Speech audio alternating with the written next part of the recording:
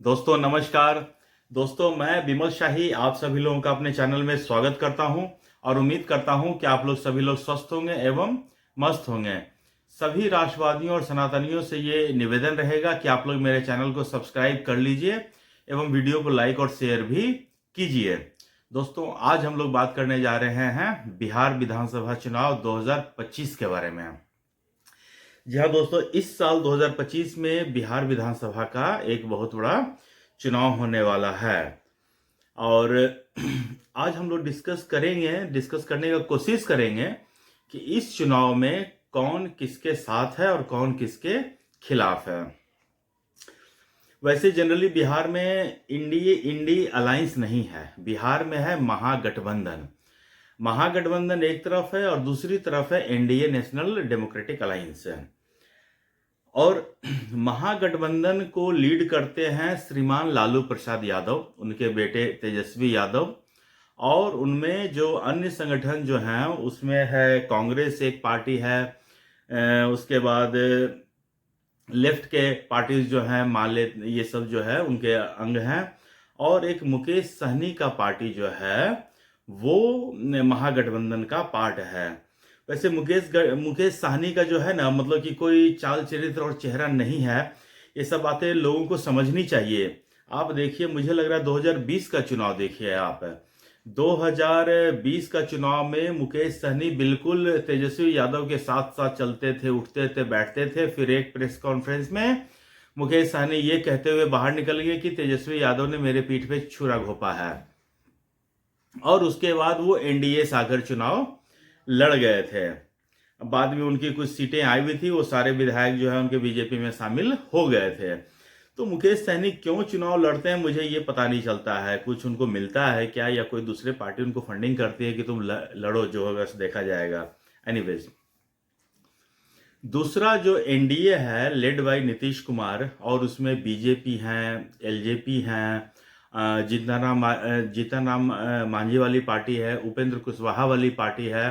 तो इतने सारे लोग एक तरफ हैं, और बिहार में सीटों की कुल संख्या है 243 और बहुमत के लिए 122 सीट चाहिए। अच्छा, तो इसमें से एक जो सबसे बड़ा फैक्टर बिहार में है वो फैक्टर है नीतीश कुमार।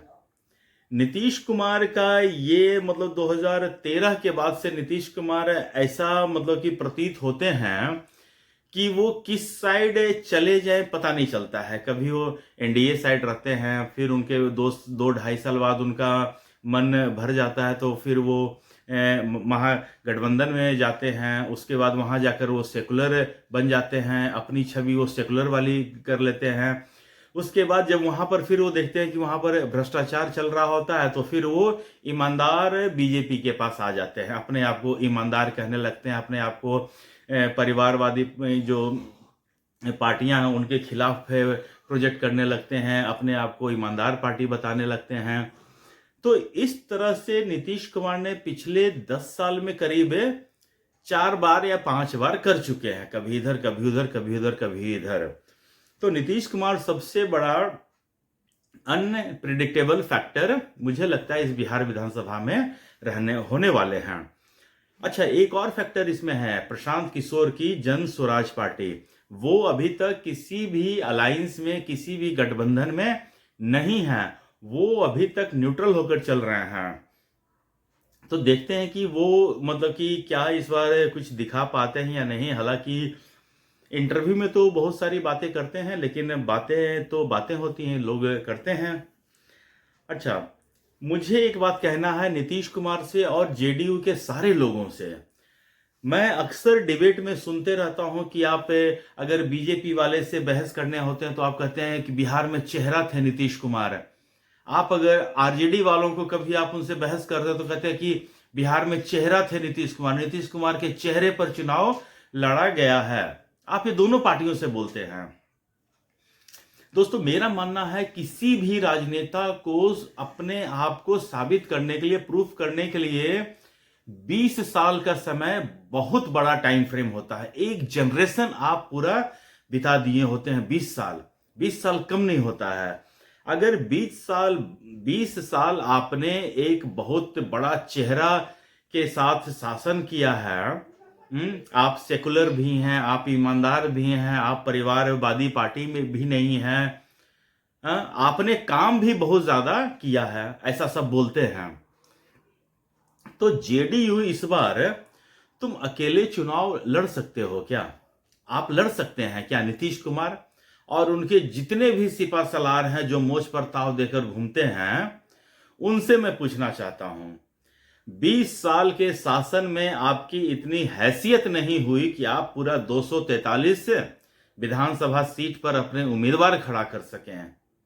आप कभी बीजेपी के कंधे पर बैठ जाते हैं, बीजेपी के कंधे पर बैठ के लालू यादव को देते हैं गाली, और कभी लालू यादव के कंधे पर बैठकर बीजेपी को देते हैं गाली। यही नीतीश कुमार का है पूरा फिलॉसफी। मतलब कि जितना राजनीति शास्त्र नीतीश कुमार ने पढ़ा है, बिहार राजनीति की धरती है कहा जाता है, वहां चाणक्य जैसे लोग पैदा हुए हैं, तो लगता है चाणक्य का सारा ज्ञान जो है ना, मतलब नीतीश कुमार ही पूरा पिए हैं, घोर कर पी गए हैं। नीतीश कुमार का वोट बैंक, अपना पर्सनल वोट बैंक कुछ भी नहीं है, लेकिन कभी वो बीजेपी के कंधे पर बैठ के सीएम बनते हैं, कभी वो आरजेडी के कंधे पर बैठकर सीएम बनते हैं। तो इस विधानसभा चुनाव में क्या नीतीश कुमार की क्या कंडीशन होने वाली है? नीतीश कुमार अभी तक तो एनडीए के साथ हैं, मोदी के साथ हैं। अभी कुछ दिन पहले जब चुनाव प्रचार चल रहा था लोकसभा का, तो नीतीश कुमार पूरा लोकसभा चुनाव में प्रधानमंत्री मोदी के साथ कैंपेन भी कर रहे थे, और कई बार तो ऐसा देखा गया कि नीतीश कुमार झुककर पैर छू रहे हैं, उनके पैर दबा रहे हैं। लेकिन क्या नीतीश कुमार बिहार विधानसभा चुनाव में टिक कर रह पाएंगे?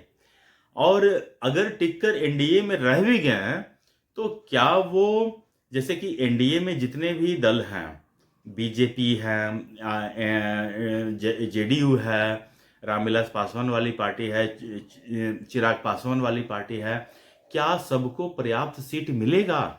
नीतीश कुमार सबको पर्याप्त सीट देने के लिए तैयार हो जाएंगे? और अगर ऐसा नहीं करते हैं तो क्या बीजेपी अपने कोटे से चिराग पासवान को सीट देंगे?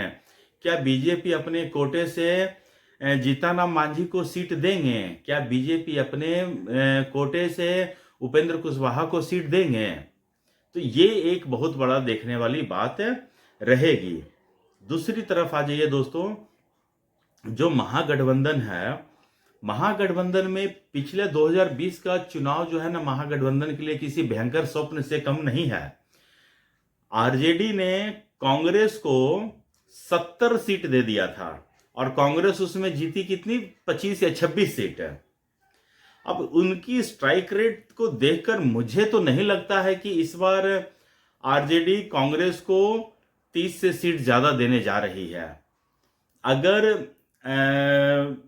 विधानसभा 2020 का जो विधानसभा चुनाव था, अगर आरजेडी 200 सीट पर लड़ती और कांग्रेस को 43 सीट दे देती, तो आरजेडी पूर्ण बहुमत से खुद की सरकार बना लेती है। और इस बार का क्या होने जाने वाला है, क्या वो कांग्रेस को साथ लेगी? वैसे कांग्रेस अभी बार्गेन करने के मतलब की स्थिति में है ही नहीं, उनकी उतनी हैसियत नहीं है बिहार में कि वो तेजस्वी यादव या लालू यादव से कह सके कि हमको 70 सीट दो, पिछले बार हम 70 सीट पे लड़े थे। न उतनी कैपेसिटी राहुल गांधी में है, न बिहार कांग्रेस के अध्यक्ष जो भी हों उनकी उतनी हैसियत है। जब राहुल गांधी की हैसियत नहीं है तो बिहार कांग्रेस की क्या हैसियत रहेगी?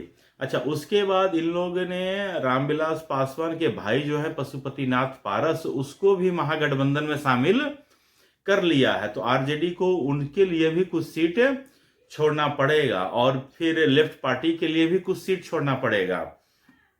तो मुझे लगता है कि मतलब कि महागठबंधन में जहां तक कांग्रेस का अभी तक लग रहा है, कांग्रेस को लग रहा है कि वो बिहार में अकेले चुनाव लड़ सकती है।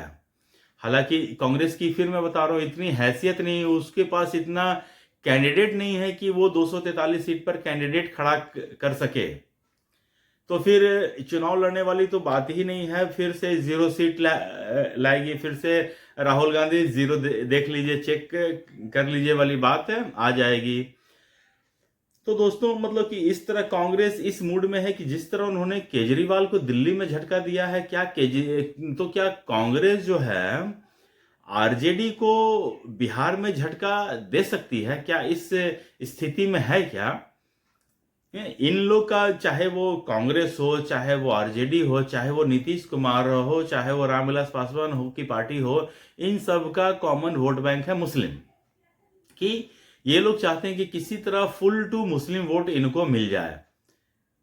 लेकिन नीतीश कुमार की भी मतलब जो एक्सेप्टेबिलिटी है मुस्लिम समाज में वो काफी है। तो इस वजह से ही बीजेपी नीतीश कुमार को अब तक ढो रही है। बीजेपी ने अपना आज तक एक भी सही मतलब कि नेता बिहार में दे नहीं पाए हैं। एक स्वर्गीय सुशील मोदी थे, वो थोड़ा बहुत करते भी थे, लेकिन वो भी नीतीश कुमार के छत्र छाया में ही चल रहे थे। बहुत कंफर्टेबल लाइफ चल रही है उनकी। तो ये सब चीजें दोस्तों देखने वाली बात रहेगी कि ऊंट किस करवट बैठेगा, किस करवट नहीं बैठेगा। बिहार की राजनीति अभी बहुत ज्यादा दिलचस्प होने जा रही है, और इसकी जैसे जैसे इलेक्शन आगे बढ़ेगा, इसकी मतलब कि न्यूज आते जाएगा, मैं आप लोग के बीच सारा इंफॉर्मेशन लाकर देता रहूंगा। लेकिन एक बात तो तय है कि बिहार में किसी को बिहार की चिंता नहीं है, ये बात तो है।